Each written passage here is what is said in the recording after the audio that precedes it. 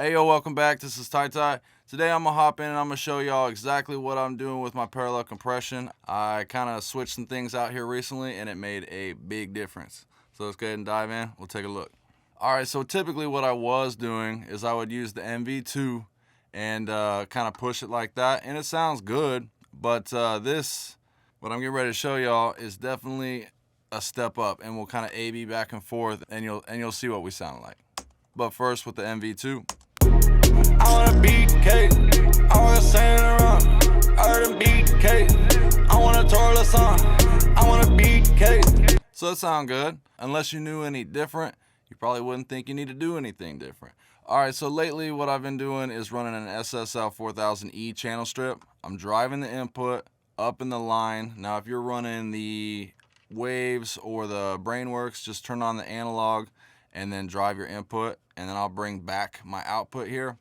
But what I'm going on is I'm taking my ratio all the way up, bringing my release back to 0.2, and then with my threshold, I'm just driving it up until I'm really smacking where I'm wanting to smack. And it's okay if it's smacking in the red over here on your input. You want to get that overdriven sound. So let's go ahead and just kind of work it in here, and then I'll talk about the EQ. I wanna beat cake, I wanna sing around, I heard him beat cake, I wanna twirl a song, I wanna beat cake, I wanna sing around, I wanna beat cake, I wanna twirl a song. I with a bitch, she telling a lie, she leaving the light on, with a live on. Average little bitch on the north side, baby, them glue up.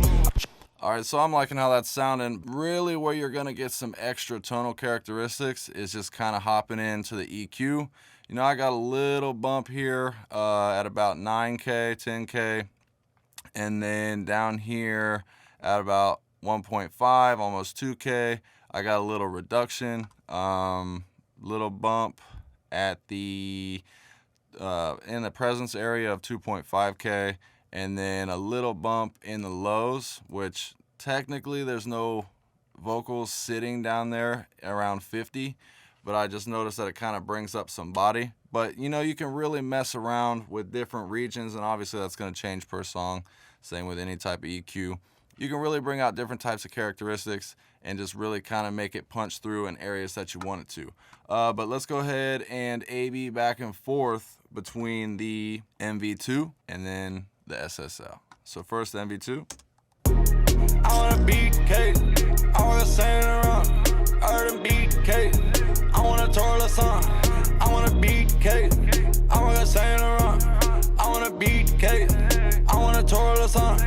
I with a bitch, she telling a lie, she leaving the light on, with a live on.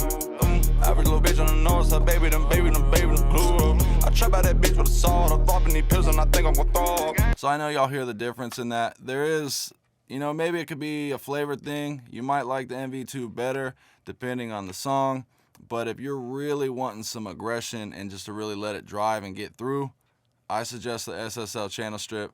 And you know, you could experiment, you could mess around with an API channel strip, you could mess around with different types of SSLs, see which one works. I mean, the E is known for being overdriven, so that's kind of the point of what I'm doing with this. But I think it really brings out just a nice characteristic. And little quick video today, but yo, let me know what y'all think in the comments below, and I'm gonna catch y'all next week. Peace.